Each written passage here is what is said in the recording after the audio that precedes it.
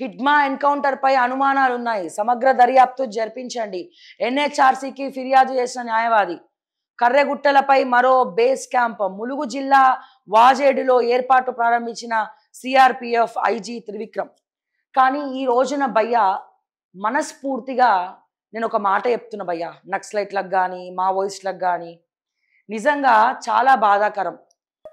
ఇన్ని రోజులు మీలాంటోళ్ళు ఉన్నారనే, గన్నులు పట్టుకొని అడవులల్లా తుపాకులు పట్టుకొని ఉన్నారనే కొద్దో గొప్ప అవినీతి చేయకుండా కొంచెమన్నా పనులు చేస్తున్నారు ఈ ప్రభుత్వంలో ఉన్నటువంటి వాళ్ళు, కొంతమంది పెత్తందారులు.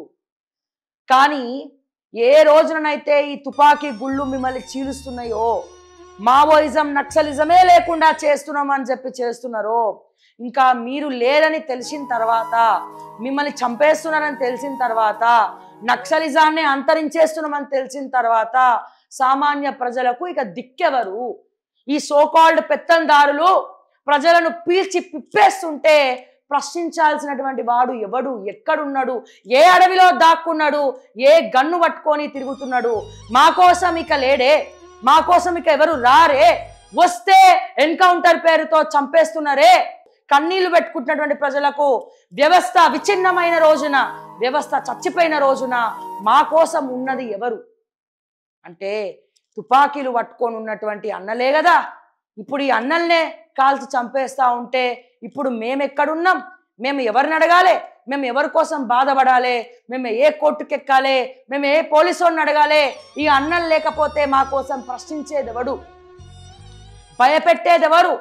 రాజకీయ నాయకులకు కానీ గవర్నమెంట్ అఫీషియల్స్కి కానీ కొద్దో గొప్ప నక్సలిజం ఉన్నంత కాలం అట్లీస్ట్ కొద్దో గొప్ప భయం ఉండేది.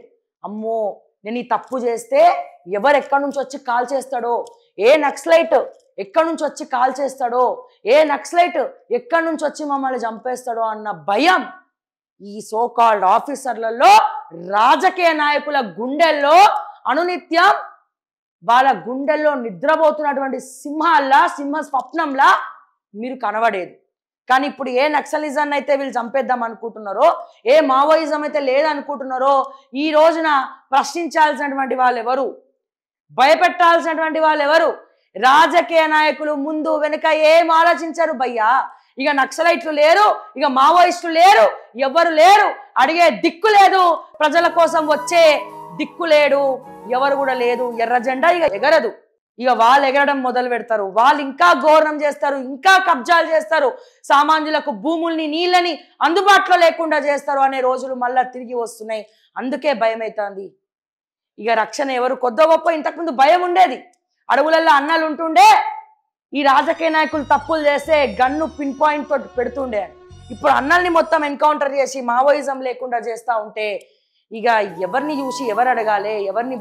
ఎవరు అడగాలి? ఈరోజు రాజకీయ నాయకులు దారుణాలు చేసుకుంటూ పోతా ఉంటే ఇక దిక్కెవరు? సామాన్య ప్రజలకు, బడుగు బలహీన వర్గాలకు ఇక దేవుడే సమాధానం చెప్పాలి, దేవుడే దిగి రావాలి. ఏమంటారు? ఏకీభవిస్తారా మీరు?